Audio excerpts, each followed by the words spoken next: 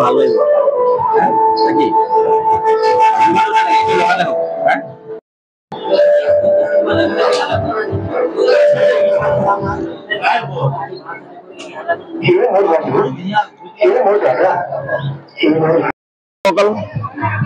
মই এতিয়া বৰহাট চাহ বাগিচাত উপস্থিত আছো। বৰহাট চাহ বাগিচাত দুৰ্গা পূজাত যিটো উখল মাখল পৰিৱেশ, এইটো উখল মাখল পৰিৱেশ বুলি কৈছো। আন কি বছৰ ইয়াতকৈ বেছি মানুহ হয়। আজি এতিয়া নৱমী তিথিত দেখুৱাইছে যে বহুত দেৰি বাট নোপোৱা, কিন্তু যেতিয়া আগৰ বছৰত আহিছিলো ইয়াতকৈ বহুত মানুহ আছিলে। কিন্তু এইবাৰ এটা কাৰণ, আমাৰ নয়নৰ মধ্যমণি সেইগৰাকী ব্যক্তি জুবিন গাৰ্গ আমাৰ মাজৰ পৰা নাইকিয়া হ'ল দুৰ্গা পূজাৰ আগতে। গতিকে আজি আমি ইয়াত যেতিয়া বৰহাট চাহ বাগিচাত এইবাৰ দুৰ্গা পূজাখন উদযাপন কৰা হ'ল, কিন্তু সৰ্বপ্ৰথম ইয়াত অনুষ্ঠান হিচাপে আমাৰ সেইগৰাকী শিল্পী জুবিন গাৰ্গ, মানে প্ৰয়াত জুবিন গাৰ্গৰ শ্ৰদ্ধাঞ্জলি অনুষ্ঠান প্ৰথমতে অনুষ্ঠিত হ'ল। গতিকে মোৰ লগত আছে আহক, আমাৰ লেখা যন্ত্ৰ আছে, লেখা যন্ত্ৰৰ পৰা দুআষাৰ কথা জানিব বিচাৰিম। গতিকে আপোনালোকে যিটো এতিয়া দুৰ্গা পূজা এইবাৰ অনুষ্ঠিত কৰিলে, দুৰ্গা পূজাত তাত আমাৰ প্ৰধান ইয়াতকৈ যিটো ইয়াত বহুত দৰ্শক ৰাইজ আছে, কিন্তু আগৰ বছৰত আমি ইয়াতকৈ বেছি দেখিছিলো।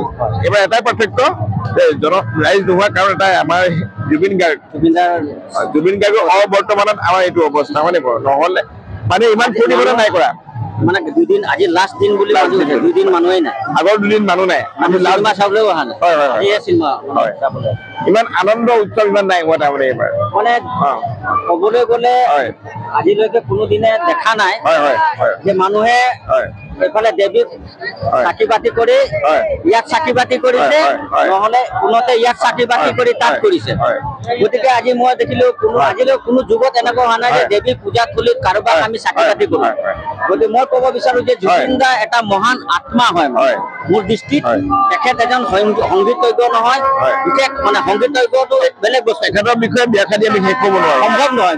আমাৰ এনেকুৱা এটা বিশাল ব্যক্তিত্ব, এখন সাগৰ মহাসাগৰ, এখন বিশ্বব্ৰহ্মাণ্ডৰ অভূতপূৰ্ব হয়। মানুহে যে পূজা চাব আহিছে আজি যে 2-3 টোপোলা আজি মানে বাতি জ্বলাইছে, চাকি বাতি আমি ইমানখিনি চফা কৰিছো।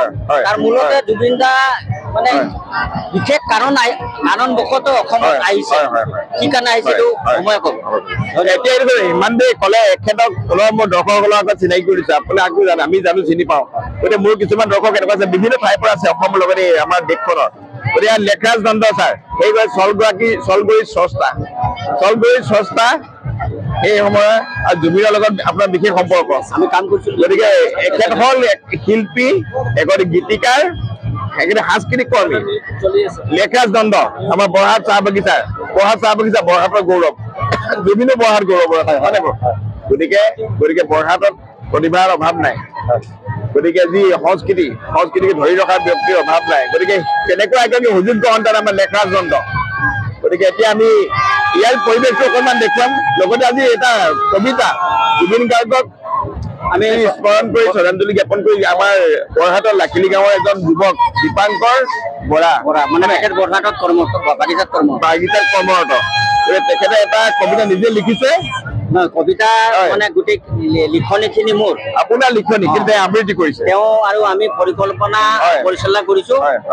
মানে চাহ জনগোষ্ঠী গীত জুবিন দাই যিখিনি গালে, তাৰ মাজেৰে বচা কেইটামানৰ গীতৰ ওপৰত জুবিন দাৰ অনুভৱ আমি কবিতা আকাৰে লিখি কিনে আমি কি কৰিছো, বাগিচাৰ পৰ্দাত ৰাইজক দেখুৱাইছো। আপোনালোকে অলপ কিছু সময়ৰ পিছত দেখুৱাম এই কবিতাটো। আবৃত্তি কৰিছে কোনে? আবৃত্তি মই কৈছো আৰু কৰিছে আৰু দীপাংকৰ, গোটেই দুজন সাংস্কৃতিক কৰ্মী। গতিকে দীপাংকৰ এতিয়া দেখাব নোৱাৰিম, আমাৰ বৰহাটৰে অংকুৰ গগৈ সংগীত দিছে। তাত মোৰ দুটি গীতাংক আছে, এটা অসমীয়া আৰু এটা চাহ জনগোষ্ঠীৰ দুটা গীতাংক গোবিন দাক লৈ লিখা। গতিকে সেই গীতটো আমি দেখুৱাম, আপোনালোকে ভালদৰে চাব। গতিকে তাৰ আগে আমি কিছুমান পৰিৱেশটো দেখুৱাইছো। এতিয়া যদি কিছু বোকা হৈছে, গতিকে আমি আগবাঢ়ো। আমাৰ তিলেশ্বৰ দিল্লীত থাকে, তিলেশ্বৰ কেমেৰা নধৰা মানুহ, এতিয়া কেমেৰা ধৰিছে। আমি আগবাঢ়ো। এফালে অকমান অলপ ফূৰ্তি কৰিছে, এতিয়া ঝুমুৰ আমি দেখুৱাম। আহক, ঝুমুৰ পৰিৱেশ এটা দেখুৱাম দেই।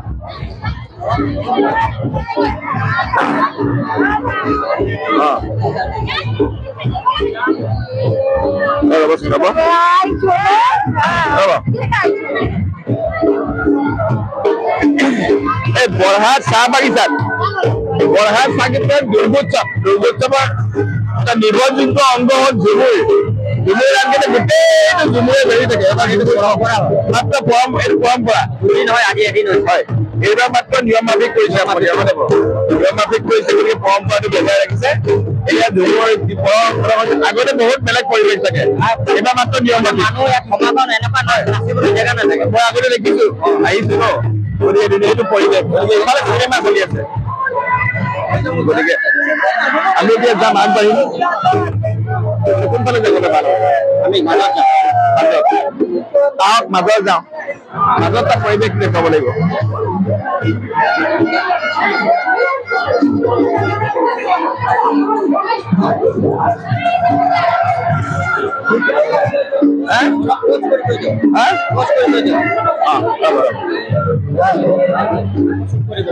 আকৌ চুপ কৰি মিলে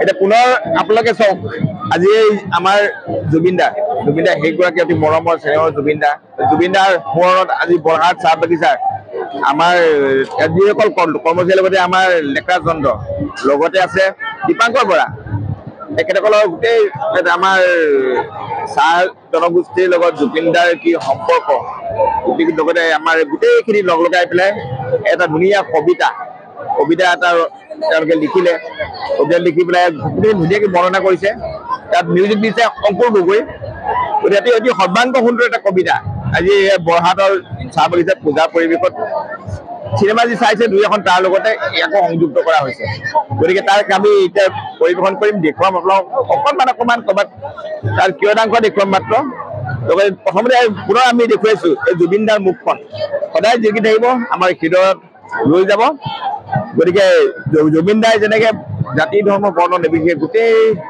সকলো জনসাধাৰণক এক কৰি লৈছিলে এক জাতি এক ভাই এক তেজ বুলি গণ্য কৰিছিলে তাকে আমাৰ চাহ জনজাতি ৰাইজে আমাৰ বৰহাট চাহ বাগিচা আঁকোৱালি লৈছে জুবিন দাৰ মৰমত আজি অনুষ্ঠানটো কৰিছে গতিকে সেই কবিতাটো যিটো তেওঁলোকে লিখি উলিয়াই পেলাই একেবাৰে ধুনীয়া সুমধুৰভাৱে আবৃত্তি কৰিছে অংকুৰ গগৈ লগতে আমাৰ লেখৰাজ চন্দ্ৰ আছে অংকুৰ গগৈ মিউজিক কৰিছে লেখৰাজ চন্দ্ৰ আছে লগত আছে আকৌ আবৃত্তি কৰা দীপাংকৰ বৰা ইয়াৰ বাগানৰ চাহ বাগিচাৰ এগৰাকী তেখেত হেৰি হয় নে বাৰু চাকৰি কৰিছে তেওঁ সকলোৱে সহযোগিতা কৰিছে এটা সুন্দৰ কবিতা গতিকে কবিতাটো আমি উপভোগ কৰিব লাগিব মই কিয়দাংশহে দেখুৱাম কবিতাটো আপোনালোকে পাব বিভিন্ন জনৰ যোগেদি উপভোগ কৰিব বুলি আশা ৰাখিলো এতিয়া আমি তালৈ যাম ধন্যবাদ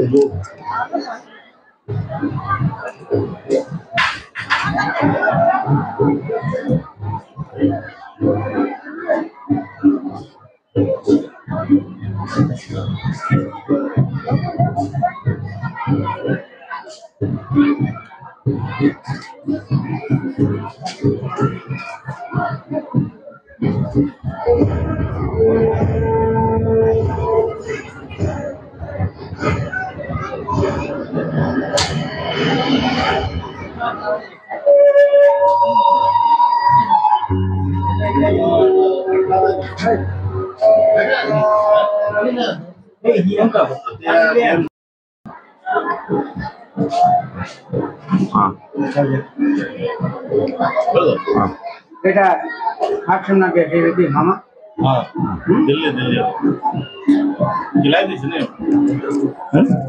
লাইভ না দিয়া এডিট করে দিছে सिनेमा लगाम মা মিল লাগবে আর তোকে কোন না করে ওই